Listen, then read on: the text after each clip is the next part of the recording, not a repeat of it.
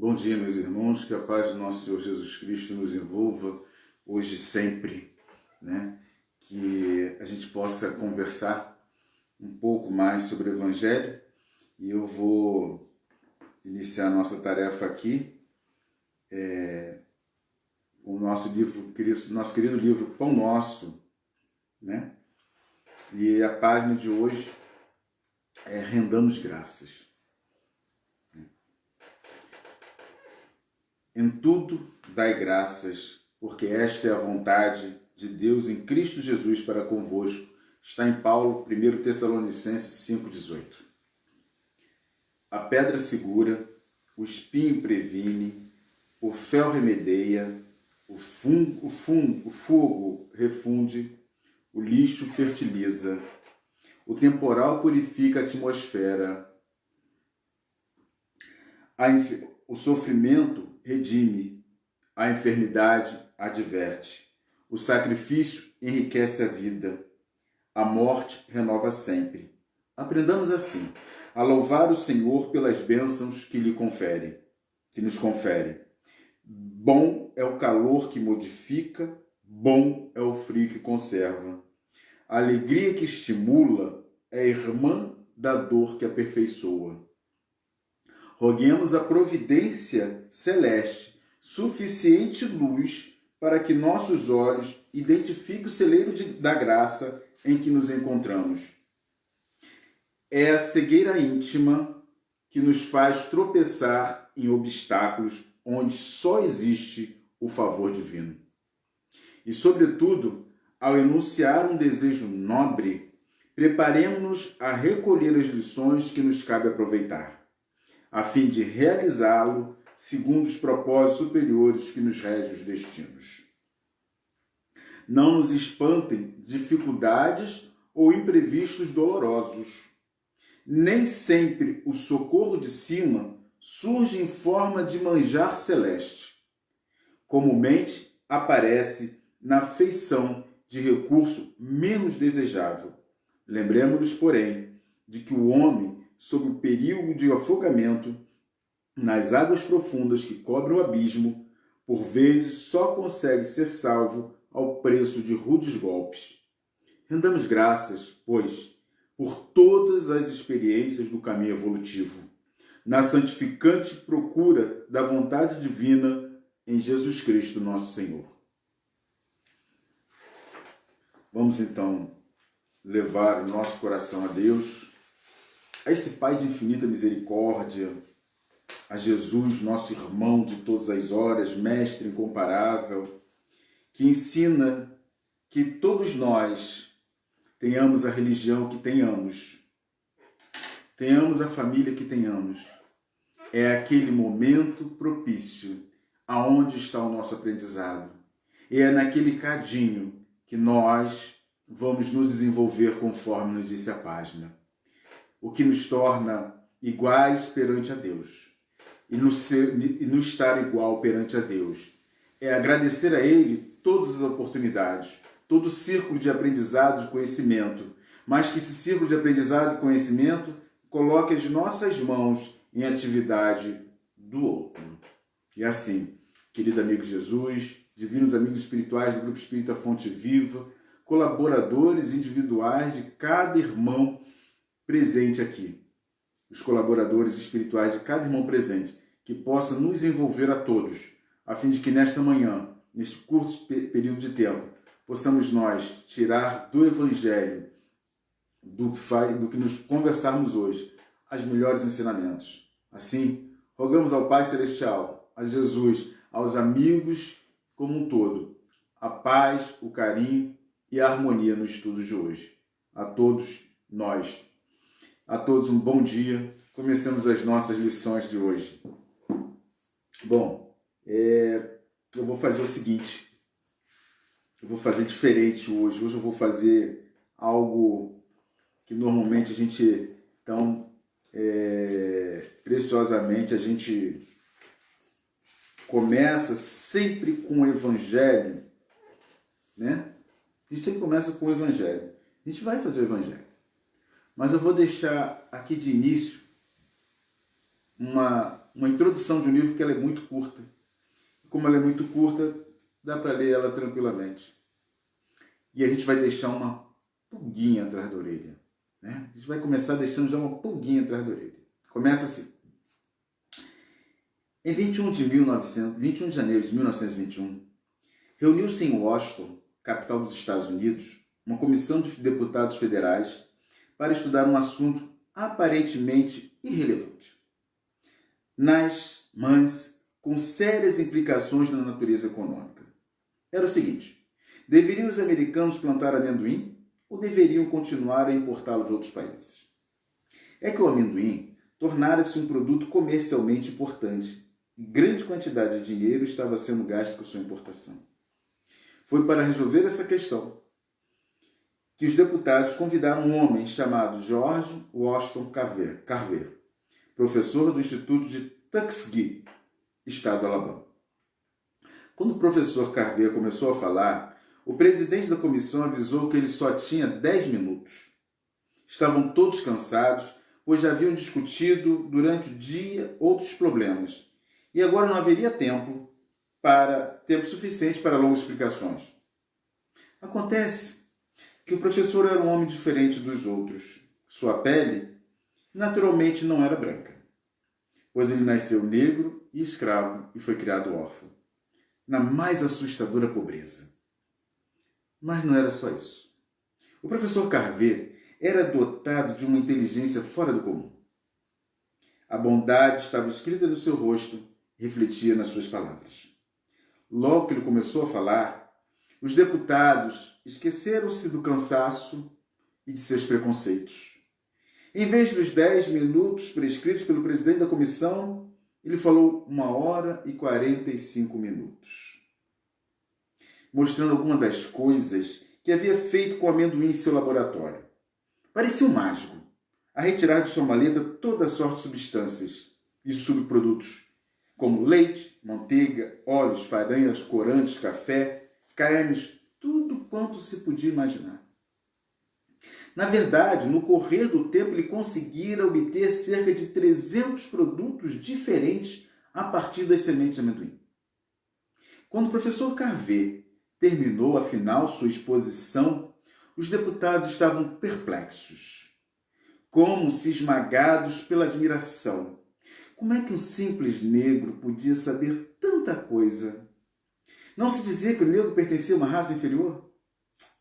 Mr. Carver, perguntou um deputado curioso, qual a faculdade que o senhor frequentou? O Colégio Estadual de Iowa, respondeu. Sr. Wilson, o ministro da Agricultura, foi meu professor durante 5 anos. O senhor acaba de prestar a esta comissão um grande serviço, proclamou o deputado.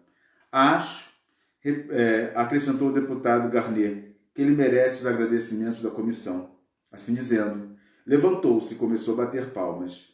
Todos os demais membros também se levantaram para aplaudir o professor Carver, que muito confuso e modestamente agradeceu, enquanto os deputados de pé continuavam a bater palmas. Né? Este aqui é o livro que a gente vai fazer uma pincelada hoje, junto com o nosso estudo. Negritude e Genialidade. Né? A gente vai falar mais coisas. Mas eu queria que todos nós refletíssemos acerca do nosso papel enquanto seres humanos. Enquanto homens que caminhamos pela humanidade com propósitos referentes a Deus, mas cujo objetivo, e se nós pudermos ler hoje, leremos uma página escrita durante a semana chamada Mistério de Deus, se pudermos. Porque o Dr. Carver também nos ensinou uma coisa nessa leitura. Eu li o livro em 2 horas, tá? Já tinha lido ele, mas a gente acaba buscando inspirações. Deus nos inspira todos os dias. É preciso que a gente tenha humildade. E eu não havia entendido por que Allan Kardec, e aí a gente tem que colocar aqui, Quando se trata de doutrina espírita, aquela codificada, enviada pelos espíritos superiores a Allan Kardec, a nossa consulta é o Livro dos Espíritos, o Evangelho, o Livro dos Médiuns, a Gênese, o Céu e o Inferno, os 12 fascículos da Revista Espírita. Nós podemos utilizar a Obsessão, Viagem Espírita de 1862, Princípios da Doutrina Espírita, bem pequenininho. São esses livros em que nós nos apoiamos quando falamos em doutrina espírita. E aí, quando nós queremos abrir a nossa mente, nós vamos às fontes seguras, como as de Emmanuel, André Luiz, com o nosso todo respeito à veneranda Joana de Ângeles, quais sejam aqueles que escrevem pautados na doutrina espírita. E aí a gente consegue obter informações seguras. Nós nos pautamos aqui no querido... Há dois autores, né? Há dois autores fantásticos na literatura espírita que nós esquecemos. Herculano Pires, o melhor método que mediu Kardec. E Hermínio de Miranda. Dois fabulosos escritores espíritas. Por sinal, foi ele que escreveu este livro aqui, Hermínio Miranda. Não é um livro psicografado, é um livro de pesquisa, mas a quem escreveu, depois vai se descobrir o porquê ele escreveu. Qual a sua autoridade?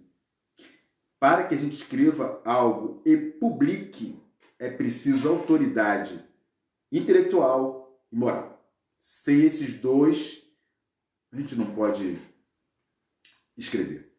E eu não entendi por que Allan Kardec havia colocado a missão do homem inteligente no capítulo que tratava sobre bem-aventurados pobres de espírito.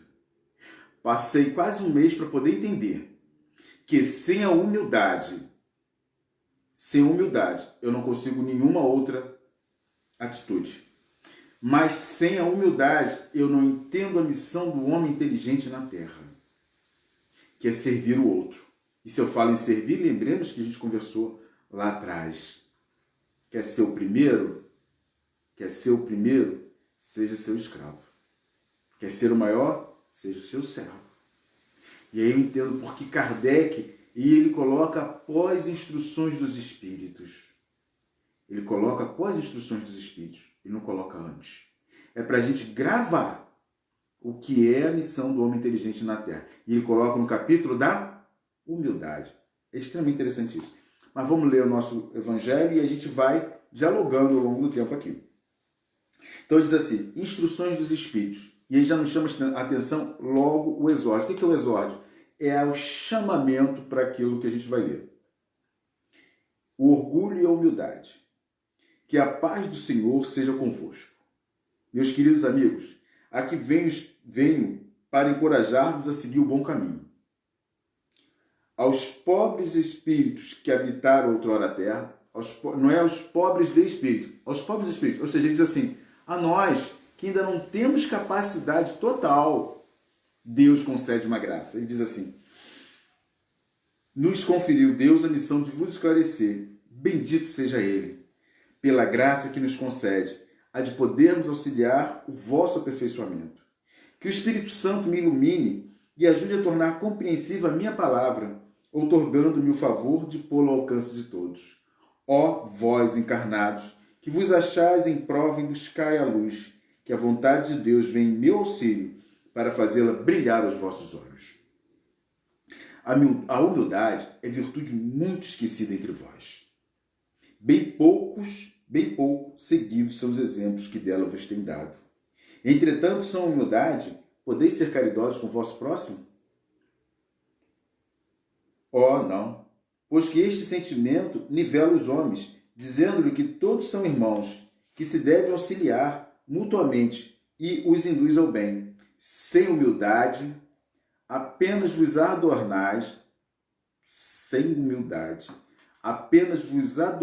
de virtudes que não possuís, como se trouxesses um vestuário para ocultar as deformidades do vosso corpo.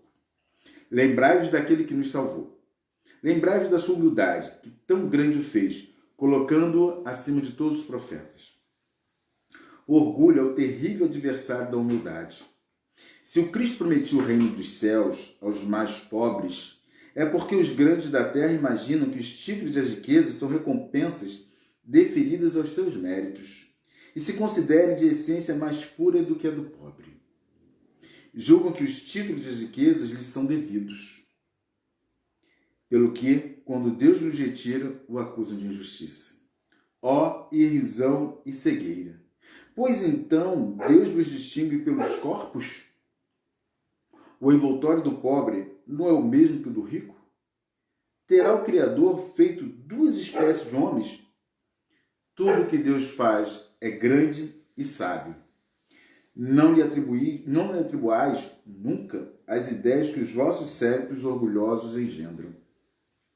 Ó rico, enquanto dormes sob dourados tetos, ao abrigo do frio, ignoras que jazem sobre a palha milhares de irmãos teus, que valem tanto quanto tu. Não é teu igual o infeliz que passa fome? Ao ouvires isso,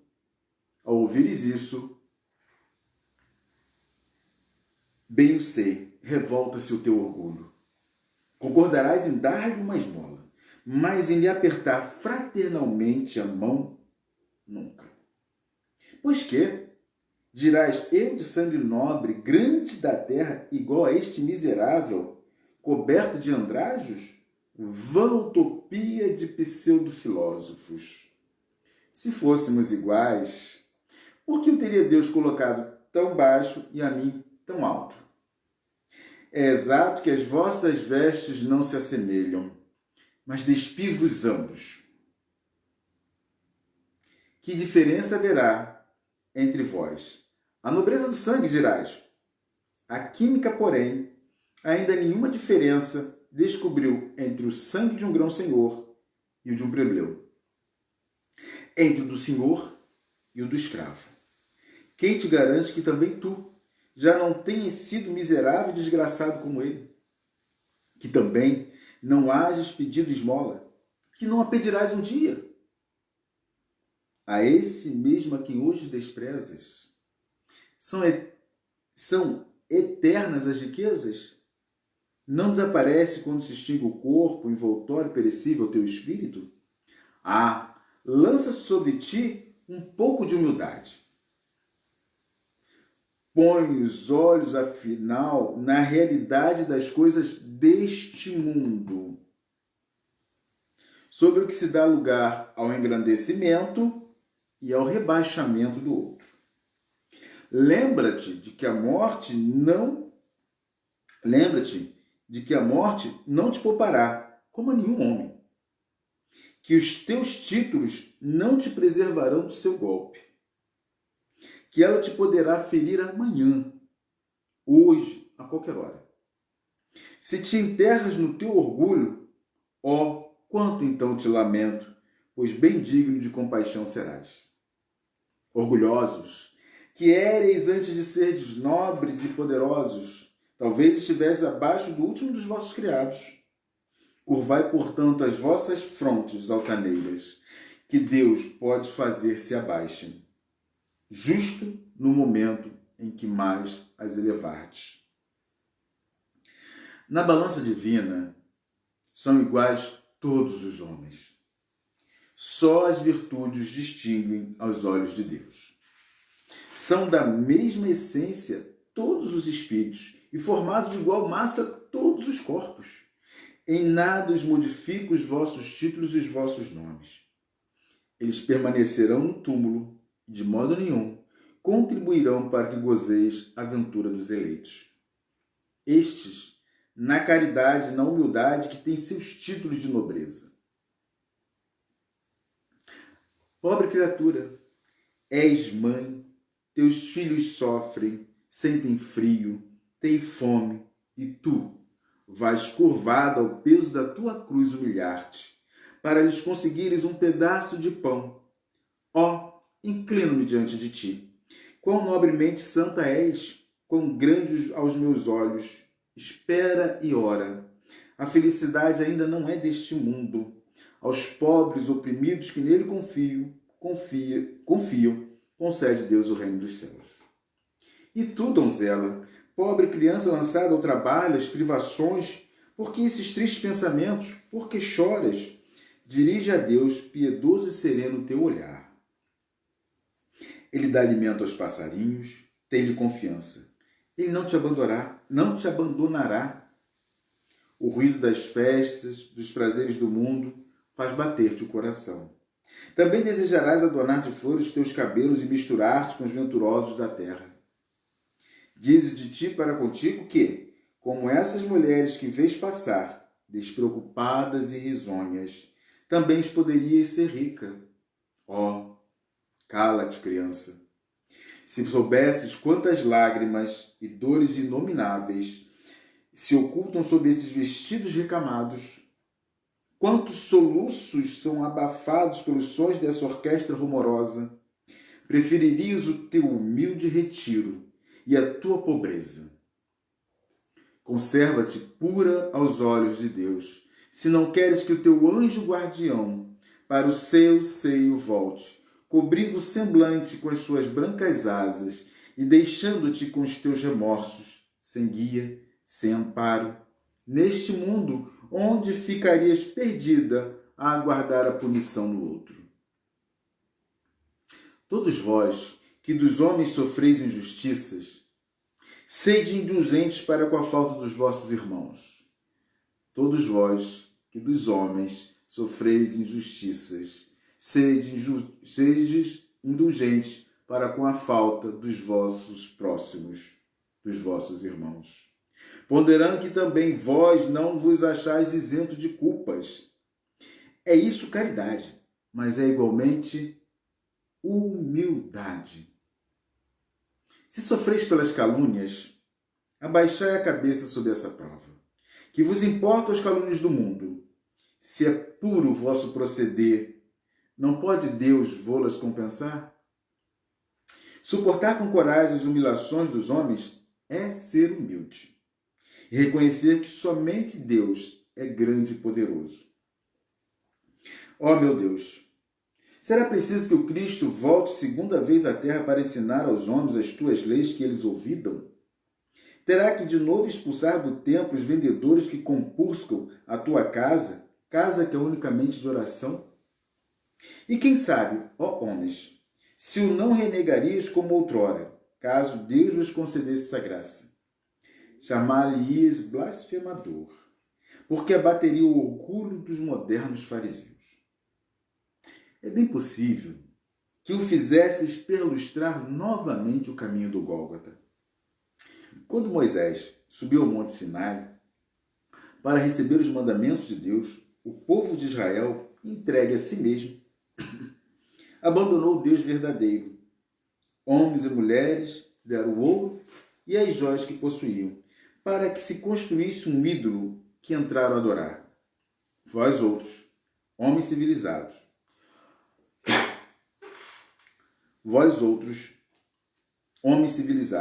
os imitais.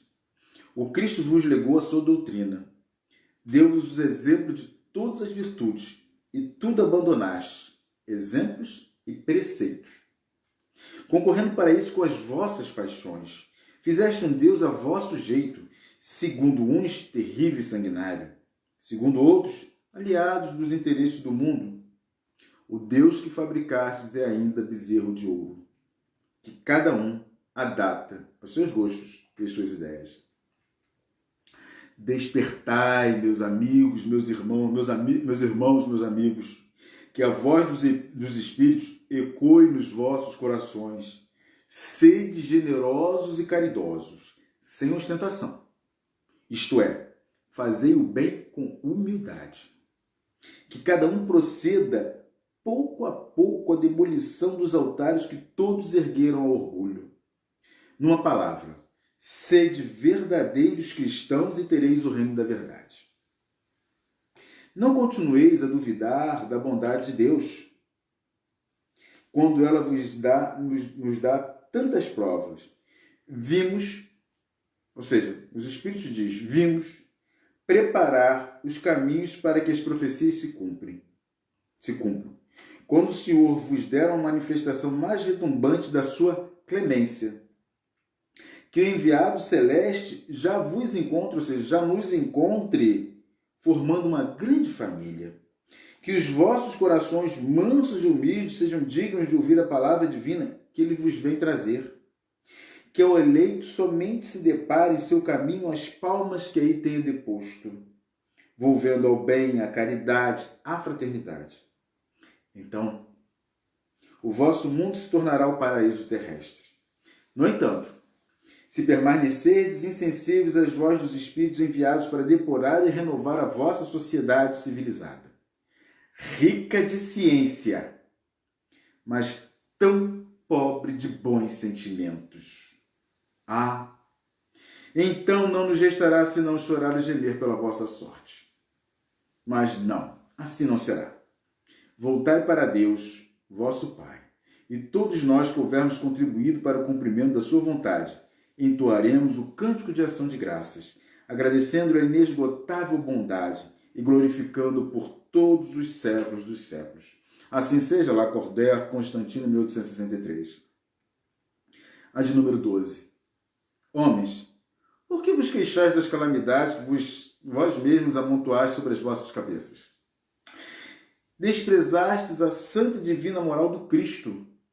Não vos espanteis, pois, de que a taça da iniquidade haja transbordado de todos os lados. Generaliza-se o mal-estar. A quem inculpar, senão a vós, que incessantemente procurais esmagar-vos uns aos outros? Não podeis ser felizes sem mútua benevolência. Mas como pode a benevolência coexistir com o orgulho? O orgulho, eis a fonte de todos os vossos males. Aplicai-vos, portanto, em destruí-lo, se não lhe quiserdes perpetuar as funestas consequências. Um único meio vos oferece para isso, mas infalível. Tomardes para a regra invariável do vosso proceder a lei do Cristo. Lei que tendes repelido ou falseado em sua interpretação.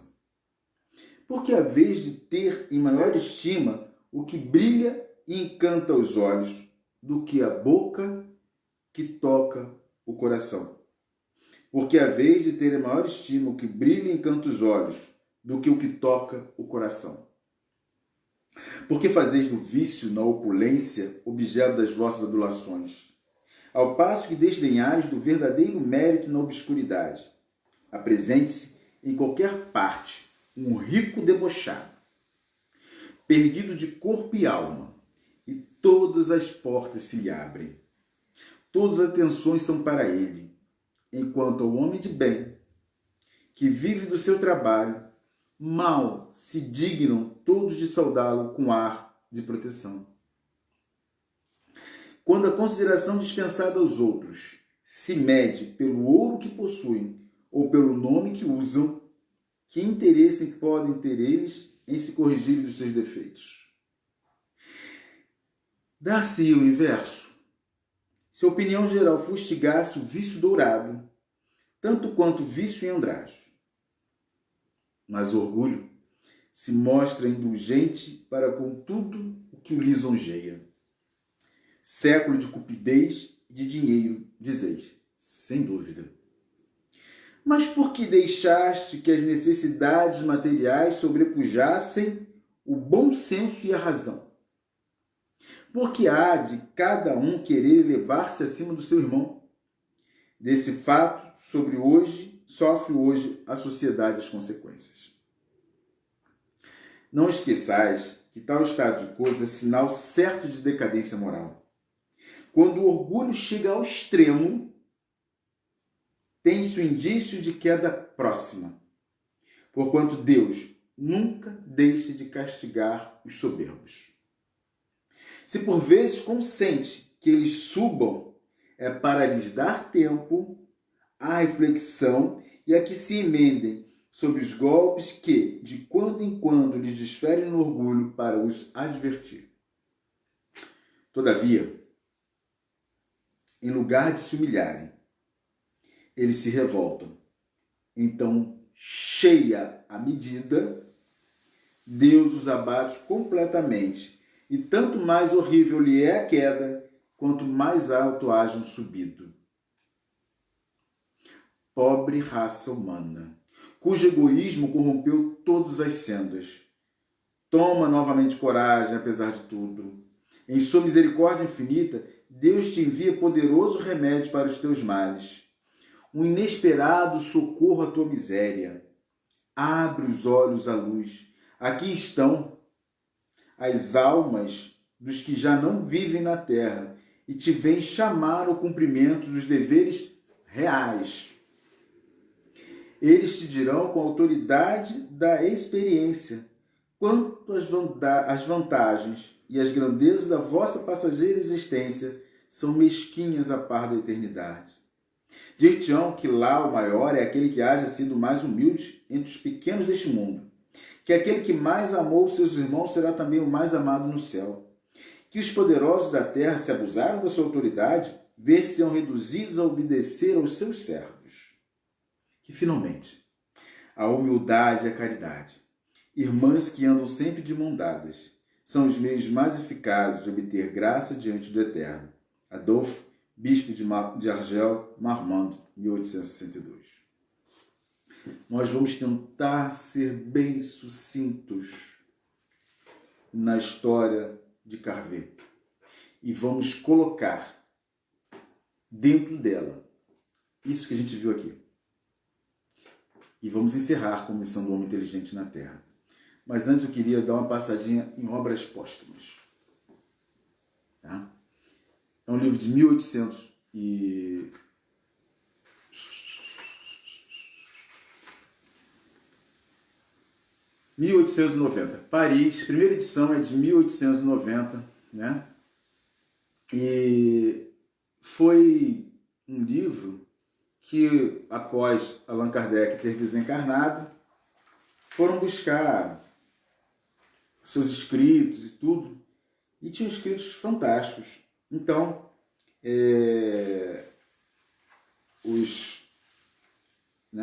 eles pegaram essas páginas, né, e fizeram esse livro. Né? Tem a biografia de Allan Kardec, aqui.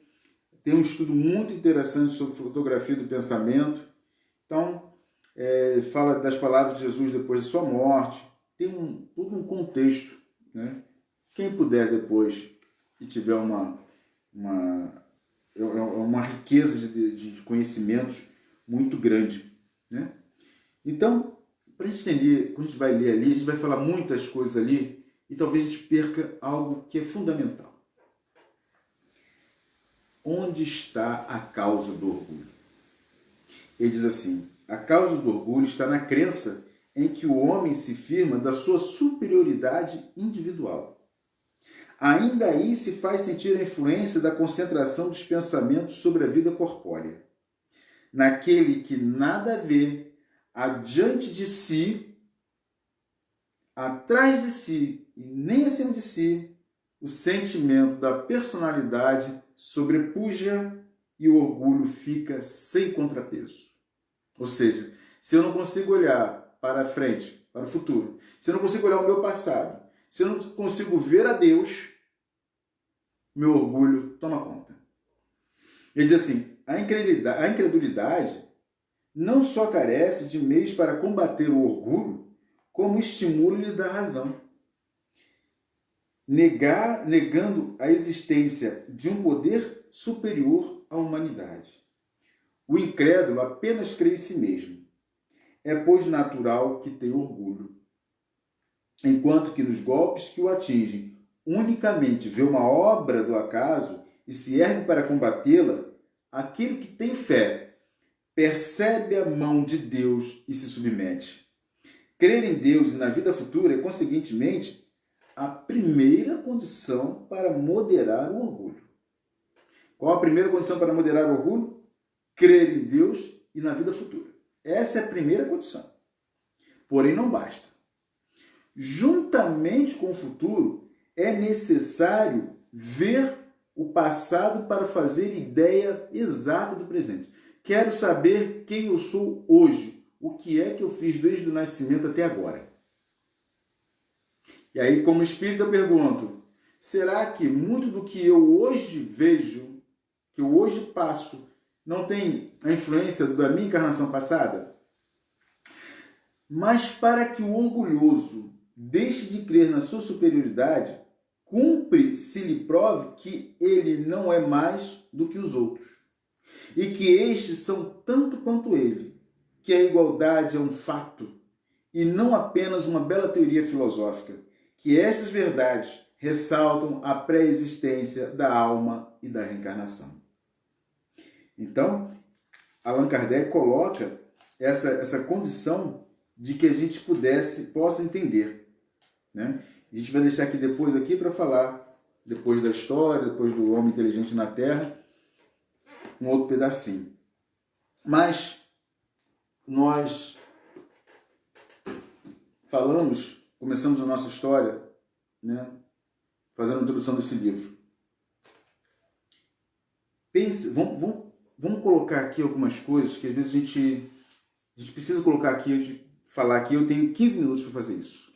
Então, a síntese do amor de Jesus encontra-se na caridade e no amor.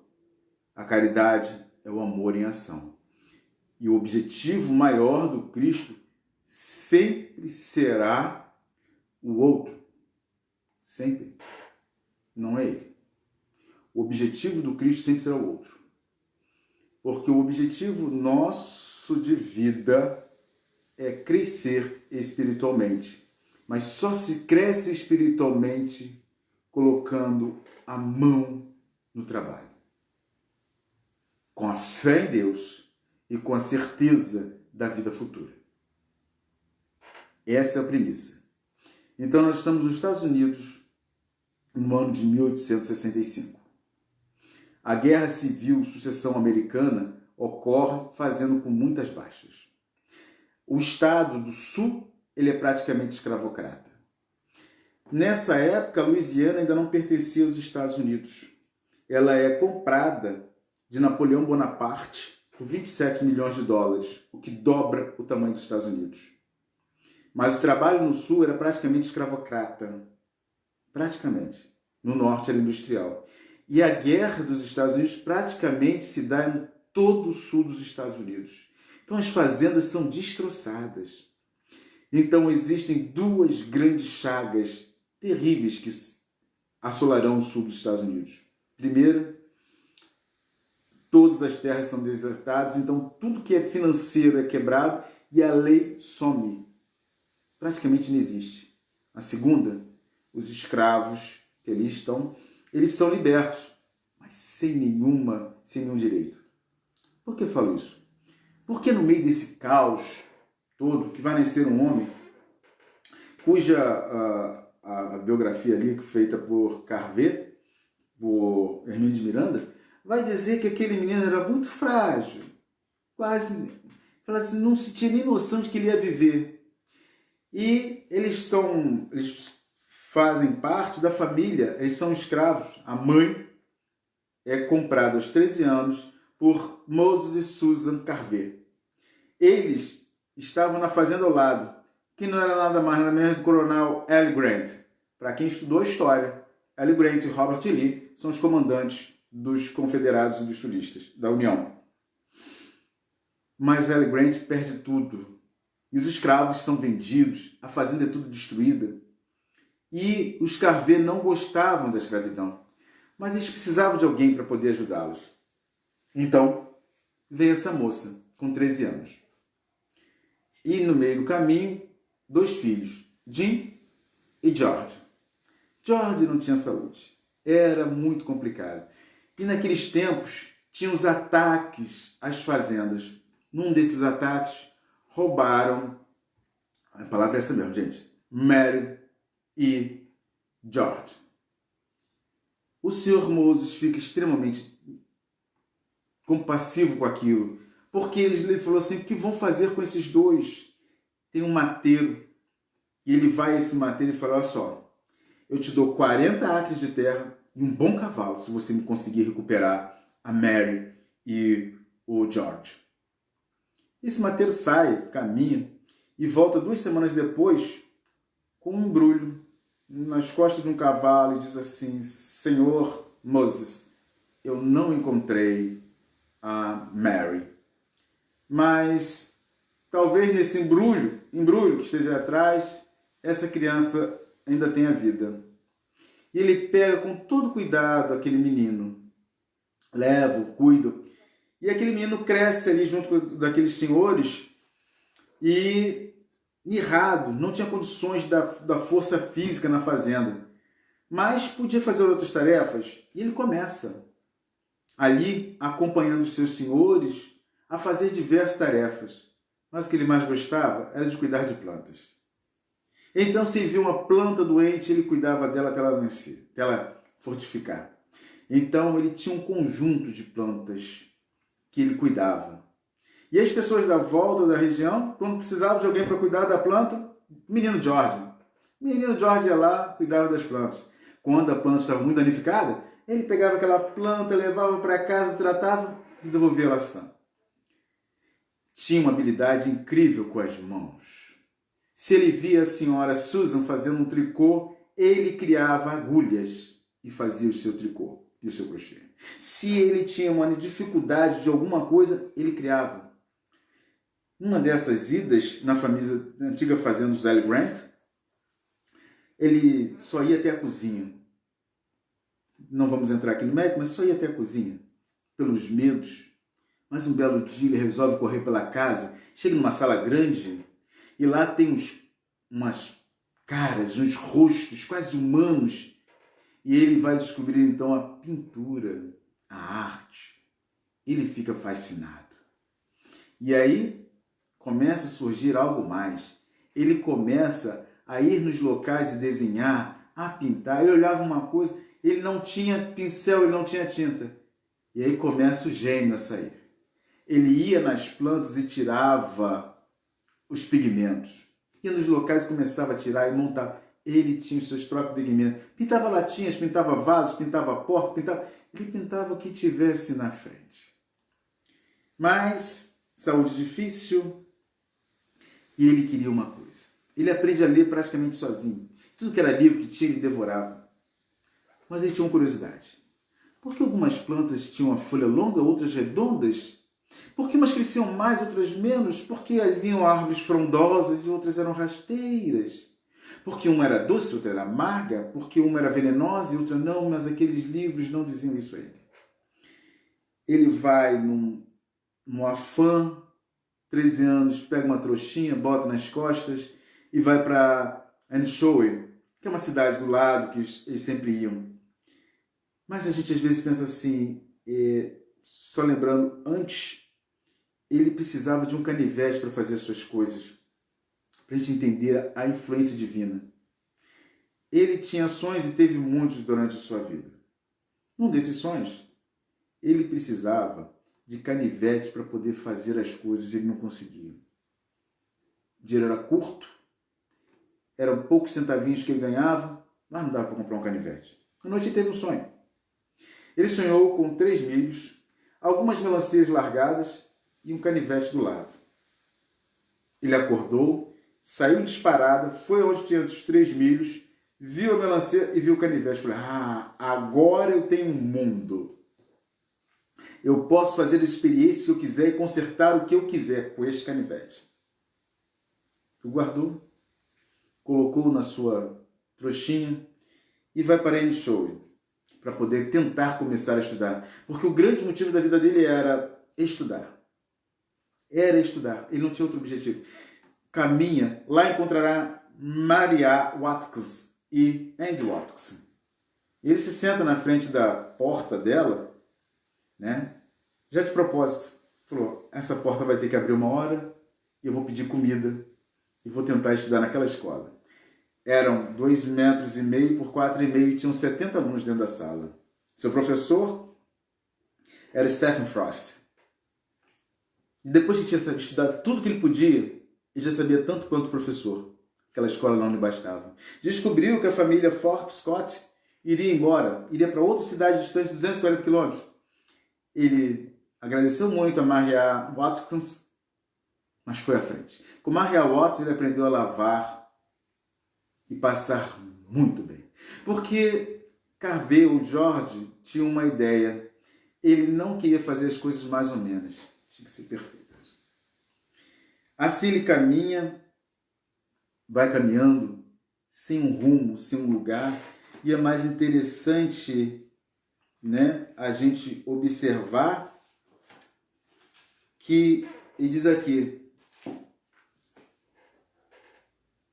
ele andava, não tinha casa que pudesse ser considerada sua, mesmo que fosse apenas com um pedaço de chão duro para dormir. Restavam-lhe as estradas do mundo, onde via as coisas que Deus havia criado, como as plantas, os pássaros, bichos, seres humanos. Imaginava então 1000 perguntas que ficavam sem resposta. Por que a terra às vezes era tão vermelha, outras vezes mais clara, quase cinzenta, escura ou verdeada? Por que tantas árvores cresciam e ficavam enormes, contra outros plantinhos parecendo tão humildes a rastejar pelo chão? Por que umas davam flores, outras não? Por quê? Deveria haver respostas para tudo aquilo. E por isso ele estudava sem parar, se bem que novas perguntas estavam sempre brotando dele, dentro da água como uma fonte. E com Maria, ele aprendeu a amar a Deus, porque sempre que podia, ela levava ele para ouvir um pastor. E a gente lembra de Raul Teixeira, quando ele vai visitar a Amazônia, e no meio do nada tem o Senhor. Ele falava maravilhosamente bem do Evangelho. Só que Raul nota uma coisa. Ele não tinha o Evangelho inteiro, e aquele capítulo que ele estava falando não estava na parte que estava aquele Evangelho. O homem era analfabeto, mas sabia de cor o Evangelho, segundo o Espiritismo. Tal qual este pastor. Também ele não tinha, ele era analfabeto. Estava com a Bíblia na mão, mas não entendia nada que estava escrito ali. Mas a inspiração vertia do alto pela pureza de sentimentos. Carver absorve isso. Vamos ficar com George ainda. Absorve isso. Absorve e vai, deixa Maria Watkins e caminha. George tinha uma outra peculiaridade. O que ele olhasse, ele aprendia, ele não precisava que explicasse para ele. Ele fazia. Olhou, ele fazia. Assim também foi com a cozinha. E aí ele, quando sai com essa família Scott, ele chega no local e fala assim, gente, agora eu tenho que sobreviver. Aí vai batendo de porta, até que chega uma senhora Payne. E diz assim, eu faço serviços caseiros. Ah, mas eu te aceito. Mas só se você cozinhar. Ele falou assim, mas eu cozinho? Aí ele falou assim, só que meu marido é exigente. Assim, não tem problema. De certa forma, Jorge tomou um susto, ele tinha 13 anos. E aí ele falou assim, aí vem a inspiração que eu falei anteriormente. Mostre-me os condimentos, os alimentos. Bom, lá vai Jorge, faz o biscoito e dá. Na primeira fornada, o marido diz assim, nossa, nunca comi melhor. E assim faz os pratos, o pudim, a comida. E ele vai ficando ali, ele vai trabalhando. Mas ele quer estudar. A escola ali já não mais lhe cabe. Pé na estrada. Pé na estrada e ele vai chegar até uma outra pessoa. Lucy Seymour. Outra pessoa que vai lidar justamente com seu marido. Só um interregno aqui. Todas essas pessoas que o auxiliaram não tinham filhos. E Carver era de George era de uma habilidade tão grande que onde ele chegasse, as pessoas se apaixonavam por ele. Era galo, magro, não tinha condições, mas ele exalava bondade e humildade. Esse contexto vai mudar ele, vai fazer com que ele escreva para a cidade de Highland, onde tem uma universidade. E ele é aceito na universidade. Conseguiu $12. Ele se despede de todos, vai até Moses e volta, depois vai para Highland. Chega lá para se inscrever, bate na porta. Ele olha para ele e fala assim, o que o senhor veio fazer aqui? Eu vim me inscrever na universidade, essa aqui é minha carta. Não aceitamos negros. Aceitamos índios, mas negros não. Carver toma sua ducha de água fria, fica muito triste com isso, e ele fica um tempo desanimado. E aí o Arkansas, sabe que no Arkansas, se ficar 5 anos numa terra, a terra é dele. Ele falou assim, vou para lá. Gente, Deus faz aquelas coisas que a gente não imagina. A dor fustiga. Se já tinha pouca força, teve de ir a pé. E lá nada conseguiu. A dor do Arkansas é muito grande. Nada prospera, nem um pé de mato. E o inverno é colossal. Ele não aguenta. Volta para a cidade, para Highland. Institui então uma lavanderia e com Lucy Sabre ele aprende a passar e a lavar e passar miraculosamente bem. Então tem vários fregueses. Consegue juntar $12. Toma coragem, vai para o Simples College para inscrever-se no curso de arte. Já que eu não vou poder fazer mais nada mesmo, eu queria ajudar meus irmãos. Eu queria fazer com que meus irmãos negros crescessem e subissem, mas eu não tenho condições. Então, eu vou para as artes. Lá eu vou me sagrar, pelo menos no meu coração. Chega lá, com os $12, se inscreve. E a professora, a senhorita Bud, fala assim, você quer estudar arte? Você não quer estudar algo que ajude seus... Eu falei assim, não, me deixe estudar arte. A senhora deixa? Vou te dar 2 semanas, se você conseguir... Ele falou, nossa, que mau humor. Ele continua. Só que ele não tem como viver. Os $12, pagou a matrícula. 12 centavos ele tira o bolso.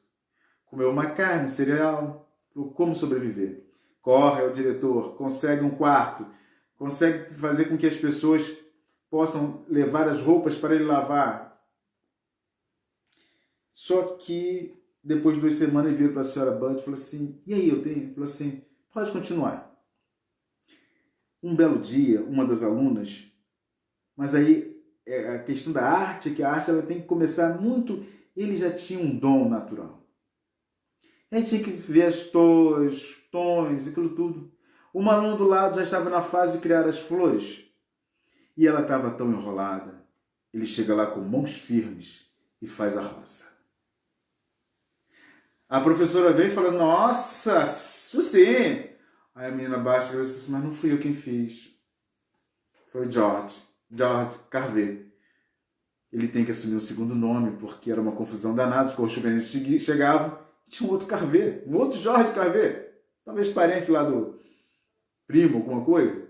Então ele coloca um W no meio. George W. Carver. E George W. Carver, então, é consultado pela senhorita Bud e fala assim, você não pode fazer isso. Você precisa de mais. E ela vai à senhora Liston, ela escreve uma carta para o seu pai, Wilson Bud, que é o professor da Universidade de Iowa College Institute. E vamos olhar esse homem chegar lá e ser maravilhosamente trabalhado por Deus. Ele consegue o seu título. Ele escreve a modificação das plantas pelo homem. Ele torna-se assistente do principal professor de agricultura do Iowa College. Todos tentaram, mas todos concordaram. Apenas o professor, agora professor. E como os alunos gostavam, porque nos Estados Unidos, doutor, somente quando você tem terminado o doutorado, ou você seja médico. São os 2 doutores que existem nos Estados Unidos. Mas ele carinhosamente era chamado pelos alunos de doutor. Tal a sua influência magnética. E aí ele começa os trabalhos e começa a estudar. Eu não gosto dos fungos nas plantas. Mas eu devo admitir também que o fungo para a planta é remédio. Depende de como se usa. Se você pegar uma laranja, colocar num balde e deixar ele lá 5 dias, você pode ir nas formigas e você não vai matá-las. Você vai fazer com que elas caminhem para outro lado. porque a formiga é necessária na agricultura. É esse entendimento de Carver que faz e muda. A ciência, ele entende, e nós devemos entender isso. A ciência ela não está para que tenhamos palavras belas. A ciência ela tem que ser útil ao homem. Ela sendo útil ao homem, ela está sendo útil a Deus. Daí, nós vemos Einstein dizer que Deus é o supremo criador. Daí, nós vemos ver Maxwell Plant brigar com Einstein, deixa Deus fazer o que tem que fazer. Você vive querendo dizer para Deus o que ele tem que fazer, Einstein. Não diga, deixa que Deus faça e a gente descubra o que Deus fez. Esse professor, com as suas dificuldades, com as suas limitações, ele vai olhar a terra dele e vai dizer assim, nossa, eu preciso agora fazer com que meus irmãos negros sejam auxiliados. Nesse trâmite, em Atlanta ele conhece o professor Washington T. Booker. É outro negro que vive lutando para poder conseguir mudar a situação do seu povo. Em Tuskegee, ele constrói um instituto. Em 1896, ele se encontra com este homem. E aí recebe uma proposta da Agricultural and Mechanical University de Mississippi, a Alcorn, maior empresa até hoje alimentícia nos Estados Unidos, Alcorn. Que ele dá salário, que ele dá um laboratório. E o professor, no Simpson College, o professor Wilson falou assim, olha só, eu concordo que você leve o meu aluno, o meu melhor profissional, porque eu vou ficar sem ele. Mas eu quero as mesmas condições. Aliás, eu quero condições melhores para ele do que eu vou dar aqui.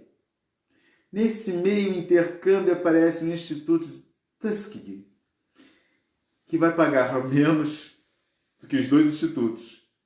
Mas Washington T. Booker fala com ele, vamos melhorar a sociedade como um todo. É esse conceito que ele diz, deixa todos os valores econômicos, aceita a modesta quantia e vai trabalhar no Instituto Tuskegee. Quando ele chega pelo trem, a terra está arrasada, porque o algodão é uma monocultura que destrói a terra, assim como também aqui no Brasil nós temos a cana-de-açúcar.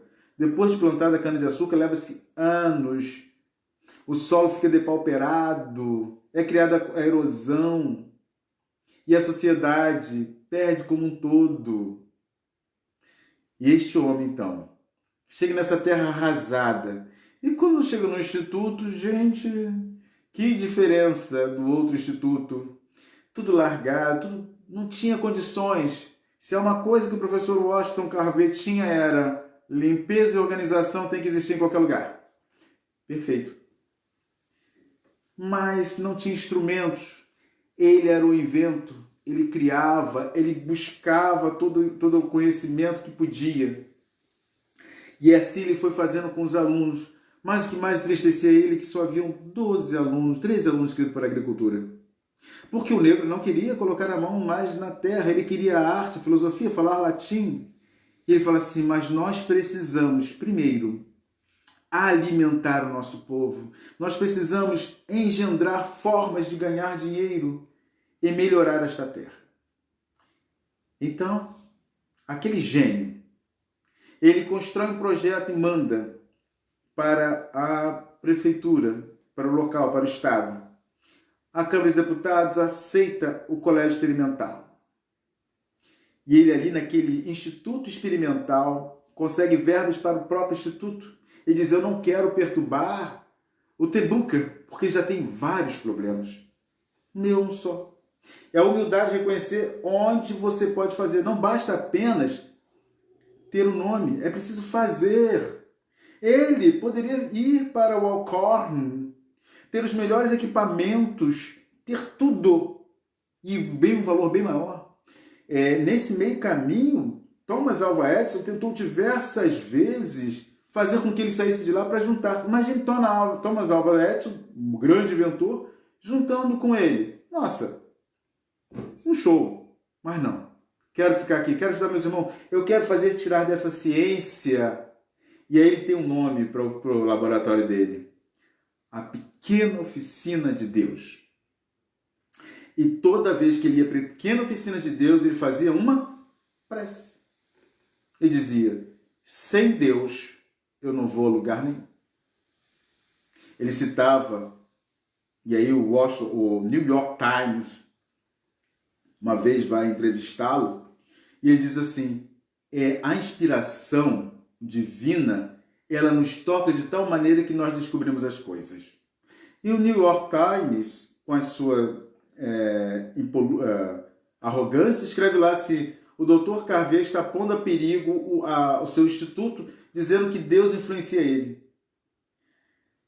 Chegaram até ele e falaram assim, Dr. Carver, o senhor é um magnânimo cientista e eles estão deturpando as coisas. Escreva uma carta. Carver, depois muito instado, ele escreve uma carta dizendo, olha, para tudo que se dá na ciência, a base científica é necessária, sem ela a gente não faz nada. Os conceitos são colocados, mas nós apenas cumprimos aquilo que nos coloca a advertência da Bíblia, no qual a gente busca, eu não coloquei aqui, né? Mas ele cita, quando houver algum problema, traze-o a mim e eu vos auxiliarei. E aí, Carver, então, manda essa resposta para o New York Times. New York Times não publica. Mas a bondade dos alunos, aquela coisa toda, faz chegar todos os jornais dos Estados Unidos. E a manchete é a seguinte, o grande professor Carver não dispensa religião para poder trabalhar. Ele ama a Deus e aos seus. Muda. Sem ele fazer o esforço necessário de cobrar que o outro pense como ele pensa. Isso é a grande dificuldade nossa. A gente quer mostrar o nosso ponto de vista. Não. O ponto de vista tem que ser sempre de Deus. O de Jesus. O de Allan Kardec. Esse tem que ser os pontos de vista. Emmanuel mesmo fala isso. Olha, o dia que eu contrariar Kardec, fique com Kardec. O dia que eu contrariar o Cristo, fique com o Cristo. Se as minhas palavras são contrárias à de Kardec e à do Cristo, me esqueço. Seja na ciência, seja na filosofia ou na religião. Nenhuma das três. Então, o nosso professor George, ele tem esse cuidado, esse carisma. E aí ele começa a ver aquela sociedade à volta e começa a pensar, que produto eu posso colocar aqui que faça com que essa sociedade possa crescer. Ele olha à volta, o solo acabado, e ele começa com a batata doce e vai para o aipim. E aí a gente vê essa capacidade, finalizando uma coisa que diz assim, tem um momento nos Estados Unidos em que acabam-se todos as condições para que se façam corantes que eram importados da Europa, e a Alemanha era a grande formação. E sabe o que ele faz? Em 2 semanas, ele consegue 536 tipos de corantes. Consegue 107 subelementos da batata doce. Gente, isso é seguir ao Cristo. Isso é seguir a Deus. Utilizando a ciência para auxiliar os seus. Torna próspero todas aquelas pessoas. Quando vem a crise do algodão, ele já tem a solução. Quando é o amendoim, que o rei da Bélgica agradece a ele a oportunidade de ter tirado leite de amendoim e colocava as vacas lá no Congo e eles eram mortos pelos tigres. Ele não auxilia só os seus, ele auxilia a humanidade. Diz ele. Num piano, você pode tocar só com as teclas brancas. Sairá som. Você pode tocar só as teclas pretas. Também sairá som. Mas se você juntar as duas, será magnânimo. Será magnânimo. A missão do homem inteligente na Terra, portanto, meus caros irmãos, é observar esse conjunto, para a gente finalizar, e eu disse para vocês que seria complicado colocar isso, né, em poucas palavras. Não é tão simples quanto a gente queira. A gente, por mais que a gente tente colocar em poucas palavras todo o ensinamento, nós ficamos aquém. Sempre ficaremos aquém. Porque a simplicidade, ela é algo do qual a gente não consegue abrir todos os véus. Falamos tão pouco de um homem, a gente precisaria aqui no mínimo de um dia. E para estudar todo esse capítulo sobre humildade, precisaríamos de tantos séculos. Não é um dia, não é 2 dias. Não vos ensoberbeis do que sabeis, porquanto esse saber tem limites muito estreitos no mundo que habitais. Se Deus, em seus desígnios, vos fez nascer no meio onde pudesse desenvolver a vossa inteligência, é que quer que a utilizeis para o bem de todos. Isso foi o que fez o professor Jorge Carver.